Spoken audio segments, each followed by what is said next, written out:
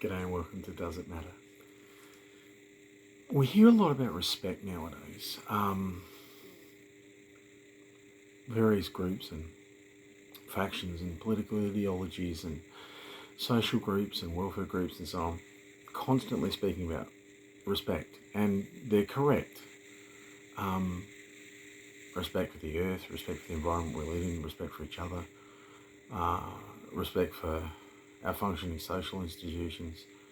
Really important. Without them, society falls apart, the environment is destroyed, blah, blah, blah. We all know this. There is an issue. Of late, we have been asking men in particular to ensure that boys have respect. And I think that's really important. The mentorship and leadership of older men like myself for and with younger men, as well as younger women, is really important. But the message is being lost. It's failing miserably. And the reason it's failing miserably is because we are addressing one section of the choir. We are addressing the issue of respect towards young men. In my extensive experience working with the public, I have witnessed at least as much and often more disrespect from young women, from teenage years right up into middle age, at least as much disrespect for men and for each other as I have witnessed amongst the male population, and certainly amongst young men. So there's an imbalance there already, and when you have imbalances like that in society, where a particular group, it can be anyone, it could have been the LGBT people 30 or 40 or 50 years ago, it could be anyone, a social group, an ethnic group, a political group, when they feel targeted, when they feel that a universal problem is being laid at their feet almost exclusively, what would you expect? What reaction would you expect? Would you expect your campaign to teach respect to be effective? And if you believe that's the case, I have a moon crater to sell you. I have a bridge to sell you. If you're that gullible that you believe that tripe. When you target people, when you are unfair, when you are not representative, even though you may claim to be, okay, and you target people, they will resist. Whether there's any value or truth to your point, they will resist it, regardless. It's human nature. So these campaigns of respect are atrocious in general. These campaigns for respect are horribly unlikely to be successful, and we need them to be successful because we need more respect in society. We need respect from everyone. There are at least as many disrespectful women in society, disrespectful young women as well as disrespectful young men. And the interaction of disrespectful people leads to violence, leads to crimes, leads to social disintegration and every sin and evil that can come from it. So, in the interests of equity, egalitarianism, fairness, justice, all the things that so many of the people who have used these skewed campaigns espouse, surely we should be addressing respect to all young people, for each other, for their elders, for the people in their society that they have to live with and who have to live with them. That we all respect each other, that we all engage in an orthogonal process of mutual respect. Otherwise, we are simply covering or couching another form of sexism and bigotry in the wrappings of moral superiority. And everyone fucking knows it's bullshit. Everyone knows this moral superiority means nothing. And this is disastrous. We actually need people who are heads of institutions, heads of large corporations, at least in relative to certain things, certain areas like social welfare and care for people. We need those people to have some level of credibility. And that credibility has been lost in recent years almost completely by the jackbooted bullying, cancel culture nature of many of those organisations and even government institutions, and certainly the culture that permeates all of them from university campuses outwards.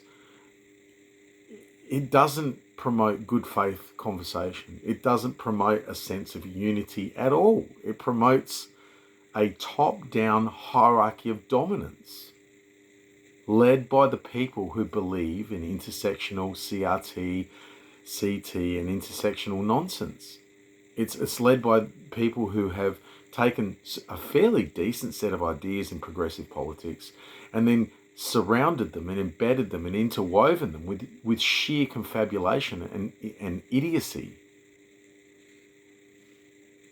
We need to take a step back and go back to universal principles, universal application.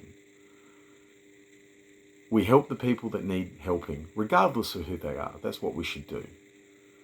We don't try to lever reparations, ruinous reparations, from existing generations for things their great-great-great-grandparents may have done or may have been involved in hundreds of years ago. That is insanity. Even the Bible, even the biblical books of the Old Testament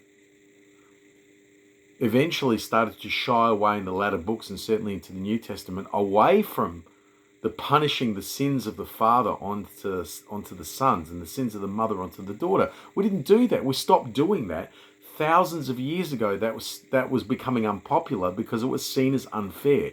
And yet we have returned to that in recent times. So no, you don't get to foist the ills of the past onto the present culture.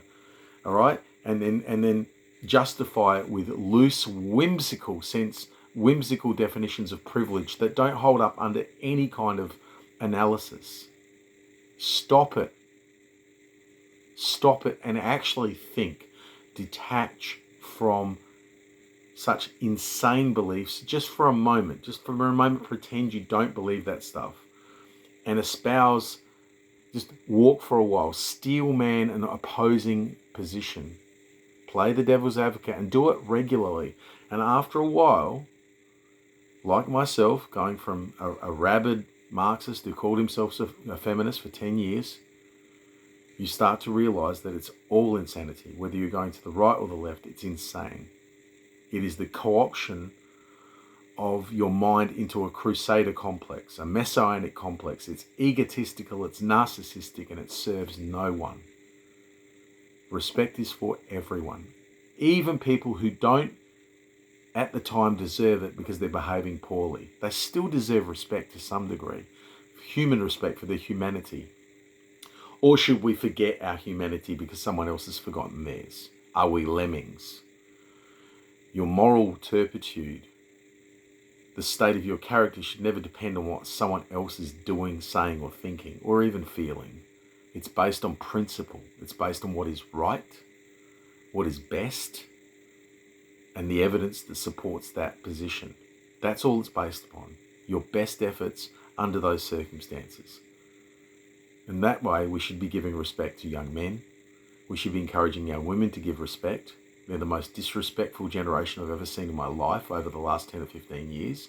The rudeness, the routine and casual threatening and the delivery of ultimatums, the violence has been rising for 2 decades now amongst the female population. And of course, it's going to rise amongst the male population as well, and we're going to see the terrible fruit of that harvest. The only way that I can see to stop social disintegration of this count, it's not the only type of social disintegration we're facing, but it's certainly the most intrinsic, is to espouse respect, love, compassion, taking a moment, breathing, pausing, delaying gratification, recognizing impulsivity, using therapists like CBT, EMDR and such to pull our young people back into a state where they can be respectful. Pretty hard to be respectful when you're a mess. So what we need to do is give them everything they need to be respectful. And they all need to feel that that is aimed at everyone, not just at certain select parts of the population, white males and such. We need to veer clear of that. We are creating and sowing for ourselves a terrible harvest down the track. We must stop this. Everyone deserves respect. Everyone at some level deserves some level of respect. Even a person in prison who's committed a terrible crime deserves some level of respect. Us.